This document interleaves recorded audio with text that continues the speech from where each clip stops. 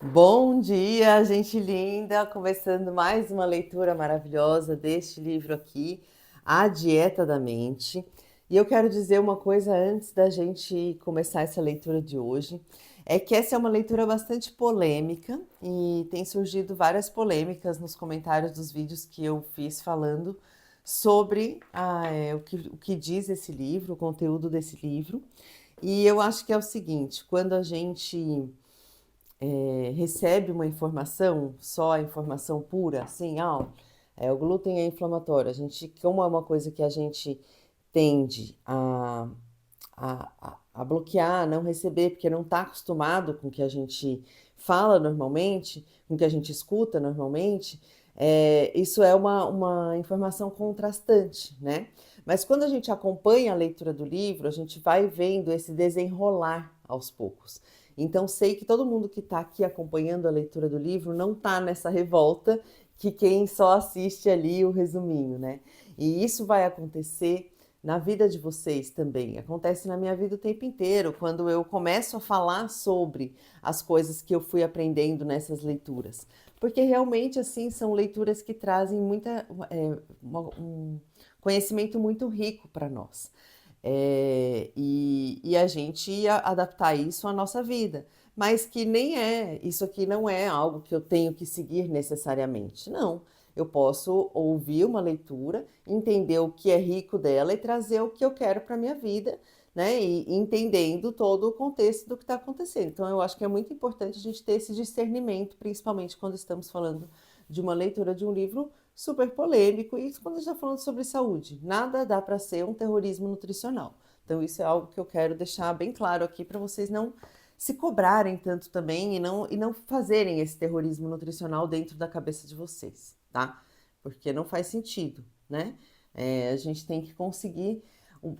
Uma alimentação saudável, ela sempre é uma alimentação possível, né? Sempre é algo possível para nós. Então, que seja sempre possível, que a gente faça com leveza, com consciência, que a gente estabeleça normas para a gente, regras para a gente dentro da nossa cabeça, mas que sejam através da consciência, não através de uma rigidez de eu tenho que fazer isso, senão, né? Tá? Então, vou começar aqui, colocar nossos 15 minutinhos. Estamos na página 173 e vamos começar a nossa leitura de hoje. O dom da neurogênese, ou o controle dos comandos principais, como mudar o seu destino genético. O cérebro é um sistema muito mais aberto do que se imaginava, e a natureza fez muito para nos ajudar a perceber e a abordar o mundo à nossa volta. Ela nos deu um cérebro que sobrevive a um mundo em transformação, transformando a si mesmo. Dr. Norman Doidge, O Cérebro que Transforma, é o nome do livro dele. Fomos projetados para ser pessoas espertas a vida inteira. O cérebro foi feito para funcionar bem até nosso último suspiro. Mas a memória de nós supõe erroneamente que com a idade. Desculpa, mas a maioria de nós supõe erroneamente que com a idade vem o declínio cognitivo. Achamos que se trata de uma parte inevitável do envelhecimento, tanto quanto a perda da audição ou o surgimento das rugas. Essa impressão é uma falácia perniciosa. A verdade é que estamos levando uma vida que não é adequada àquilo que geneticamente fomos criados para fazer. Ponto. As doenças que observamos hoje são provocadas, em grande parte, por nosso estilo de vida, que não está em harmonia com a nossa predisposição genética. Mas podemos transformar isso e trazer nosso DNA de volta à programação original. Melhor que isso, podemos reprogramar parte do nosso DNA para operar de forma ainda mais vantajosa. Isso não é ficção científica. É comum ouvirmos as pessoas dizerem coisas como: provavelmente eu vou ter que. Com a doença. Provavelmente eu vou ter. E complete com a doença. Todo mundo na minha família tem. Não há dúvida de que a herança genética desempenha um papel importante em termos de determinação do risco de várias condições de saúde. Mas o que as pesquisas médicas de ponta têm mostrado é fato simples de que temos o poder de alterar o nosso destino genético.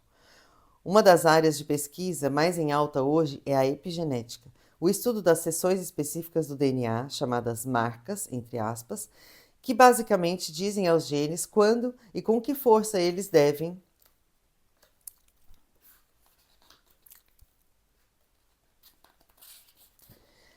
Se expressar.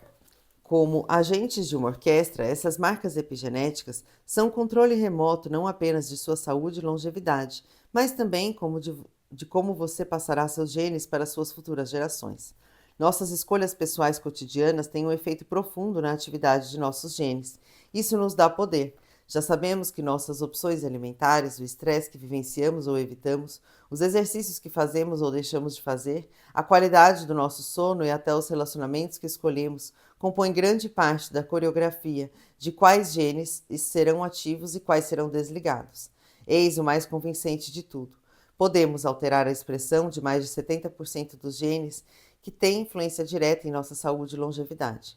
Esse capítulo explica como podemos melhorar a expressão de nossos, entre aspas, genes saudáveis, ao mesmo tempo que desligamos os genes que desencadeiam eventos negativos, como os processos inflamatórios e a produção de radicais livres.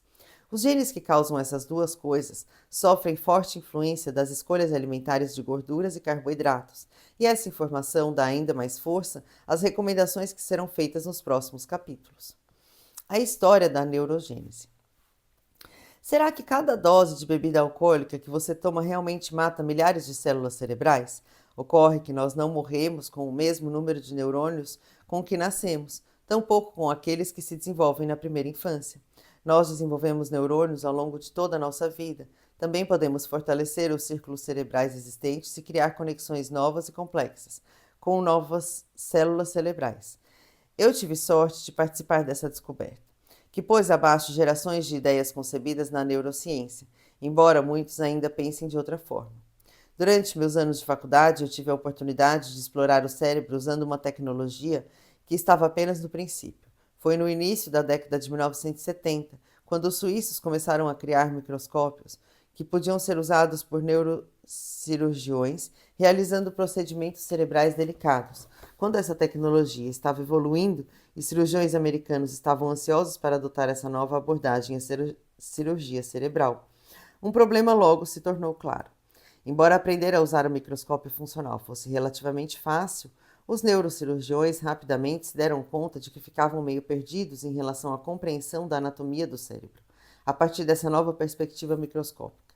Eu tinha 19 anos, estava apenas começando o terceiro ano de faculdade quando recebi uma ligação do Dr. Albert Houghton, um pesquisador e neurocirurgião pioneiro que se tornou internacionalmente famoso depois de 5 décadas de carreira movimentada na Faculdade de Medicina na Universidade da Flórida. Ele faleceu em 2016.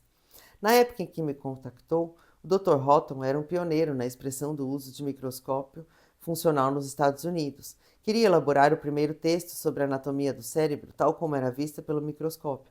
Ele me convidou a passar o verão seguinte estudando e mapeando o cérebro, e foi a partir dessa pesquisa que acabamos publicando uma série de artigos de pesquisa e capítulos de livros que deram aos neurocirurgiões o mapa necessário para atuar delicadamente no cérebro.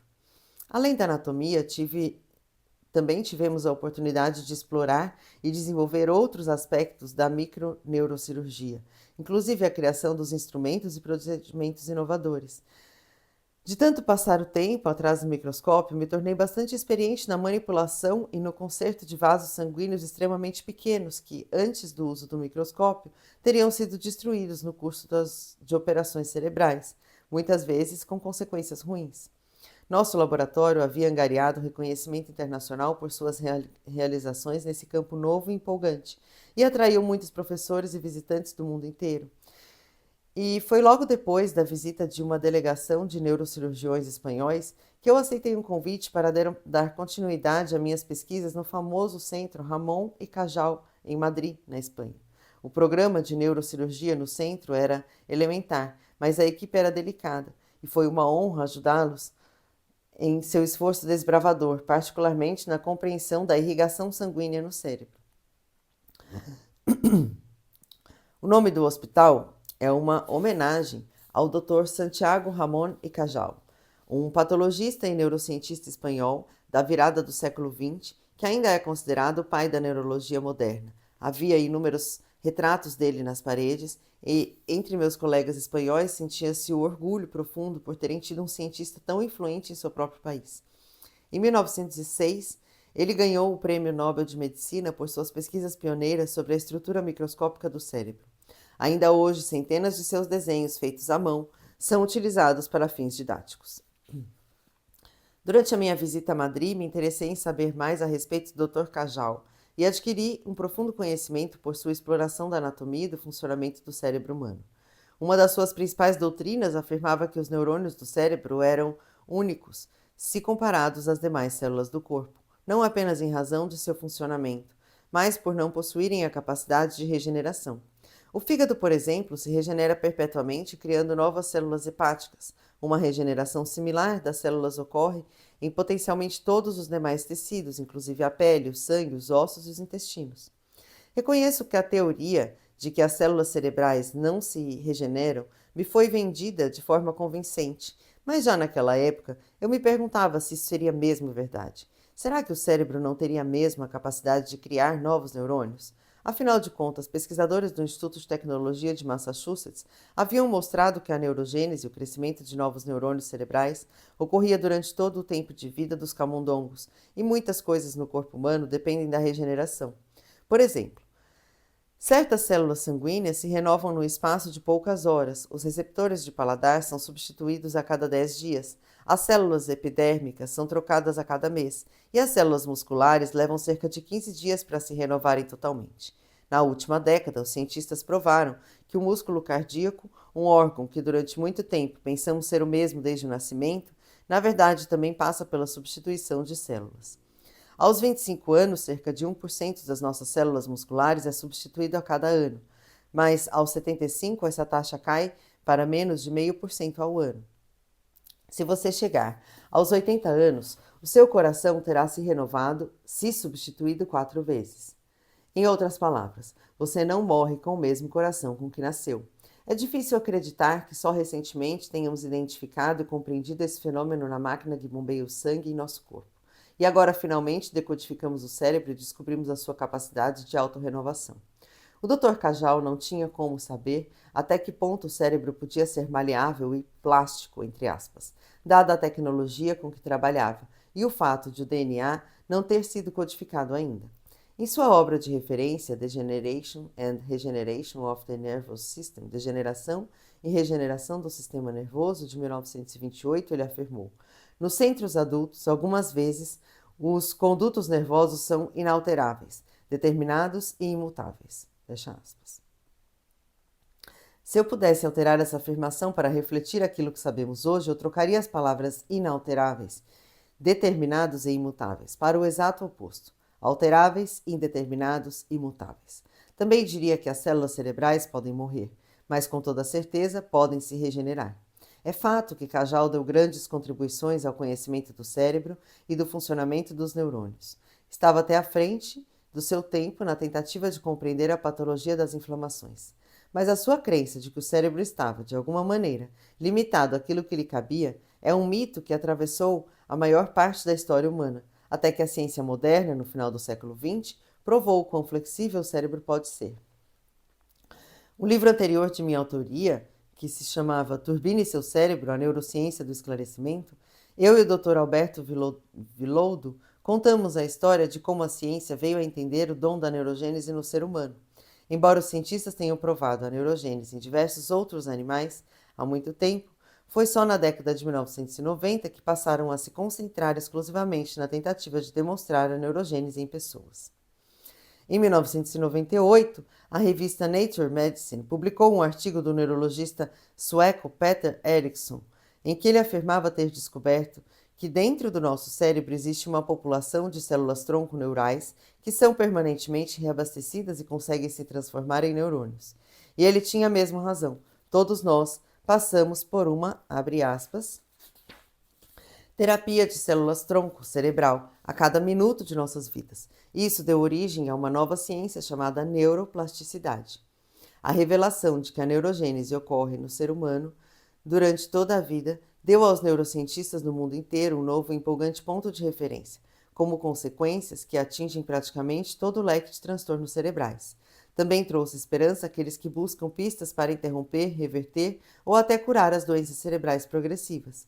A ideia da regeneração dos neurônios cerebrais criou um novo nível de motivação nos cientistas dedicados ao estudo das desordens neurodegenerativas. Também abriu caminho para novos tratamentos que transformem a vida das pessoas que sofrem lesões ou doenças cerebrais graves. Nos livros O Cérebro que Transforma, Como a Neurociência Pode Curar as Pessoas e o Cérebro que Cura, Como a Neuroplasticidade Pode Revolucionar o Tratamento de Lesões e Doenças Cerebrais, Norman Doidge conta histórias reais que provam o quanto nosso cérebro e nosso potencial humano é adaptável. Se vítimas de derrame podem reaprender a falar e pessoas nascidas com apenas parte do cérebro podem treiná-lo e reprogramá-lo para funcionar como um cérebro inteiro, imagine as possibilidades para aqueles de nós que esperam apenas preservar as próprias faculdades mentais. A pergunta que não quer calar: é possível criar novos neurônios cerebrais? Em outras palavras, o que influencia a neurogênese? E o que podemos fazer para estimular esse processo natural? Esse processo, como seria de se esperar, é controlado pelo nosso DNA, especificamente um gene localizado no cromossomo 11, que tem o código de produção de uma proteína chamada fator neurotrófico derivado do cérebro, ou BDNF. O BDNF desempenha um papel fundamental na criação de novos neurônios, mas além de seu papel na neurogênese, o BDNF protege os neurônios existentes, garantindo a sua capacidade de sobrevivência ao mesmo tempo em que se estimula a formação de sinapses, a conexão de um neurônio ao outro, processo vital para o raciocínio, o aprendizado e níveis mais altos de funcionamento cerebral. Na verdade, pesquisas mostram níveis inferiores de BDNF em pacientes de Alzheimer, o que, considerando o que se sabe sobre o funcionamento do BDNF, não é um motivo de surpresa. Um ano depois da publicação de A Dieta da Mente, um estudo fundamental publicado no Journal of the American Medical Association, pesquisadores da Universidade de Boston descobriram que, em um grupo de mais de 2.100 idosos acompanhados durante 10 anos, 140 desenvolveram demência. Aqueles com níveis mais elevados de BDNF no sangue tinham menos da metade do risco de demência, se comparados com os que possuíam níveis mais baixos de BDNF. Comparando-se aqueles que tinham um nível de BDNF mais baixo no início do estudo com os que tinham um nível mais alto, os idosos na faixa superior do BDNF tinham um risco até 50% menor de desenvolver demência. A correlação entre BDNF e Alzheimer é tão poderosa que é vista hoje em dia como um biomarcador, entre aspas, capaz de prever a capacidade das pessoas de resistir ao declínio cognitivo do Alzheimer. Os níveis de BDNF não estão apenas relacionados ao Alzheimer, estão associados a uma série de condições neurológicas, inclusive a epilepsia, a anorexia nervosa, a depressão, a esquizofrenia e o transtorno obsessivo-compulsivo. Pesquisas mais recentes mostraram até mesmo que níveis reduzidos em mulheres podem ser sinônimo de um risco maior de suicídio. As seguintes condições e comportamentos foram relacionadas cientificamente a níveis reduzidos de BDNF: Alzheimer, esquizofrenia, histórico de tentativas de suicídio, obesidade, transtorno bipolar, transtorno depressivo, transtornos alimentares, transtornos do desenvolvimento, transtornos do sono, transtornos relacionados à ansiedade, vício em álcool, vício em estimulantes e vício em opioides. Certo. Agora eu vou parar por aqui essa leitura, a gente está na página 179. Eu vou parar por aqui e a gente continua. Deixa eu terminar mais um pouquinho aqui. Agora temos uma compreensão firme dos fatores que fazem o nosso DNA produzir BDNF. Infelizmente, esses fatores estão, na maioria, sob nosso controle direto. O gene que aciona o BDNF é ativado por uma série de hábitos pessoais que incluem exercícios físicos, restrição calórica, uma dieta cetogênica e o acréscimo de certos nutrientes, como a curcumina e o DHA, uma gordura ômega 3. Essa é uma lição valiosa, porque todos esses fatores estão ao nosso alcance e representam escolhas que podemos fazer para acionar o botão que faz crescerem novas células cerebrais. Vamos explorá-las uma a uma. Daí ele começa a explorar uma a uma. Então, eu vou parar por aqui agora, na página 180, e voltamos amanhã, onde ele vai falar sobre como essa questão de uma a uma dessas aqui, né? Então, ele começa ali, esse é o seu novo cérebro exercitado. E aí, depois ele vai falar da restrição calórica, fala dos benefícios de uma dieta cetogênica. Continuamos nessa leitura maravilhosa amanhã. Lembra de deixar um comentário de amor para mim, que seja um coraçãozinho, né? Tô muito feliz com essa leitura. E isso, lembra de não fazer terrorismo nutricional com você também, né? Respeita o seu tempo, o seu corpo e tenha em mente que a consciência já chegou e que a partir de agora, dessa consciência, a gente vai fazer mudanças na nossa alimentação para evitar os 4 cavaleiros, e um dos 4 cavaleiros é exatamente o Alzheimer, que a gente está estudando aqui, doenças cerebrais. Isso. Beijo e até amanhã.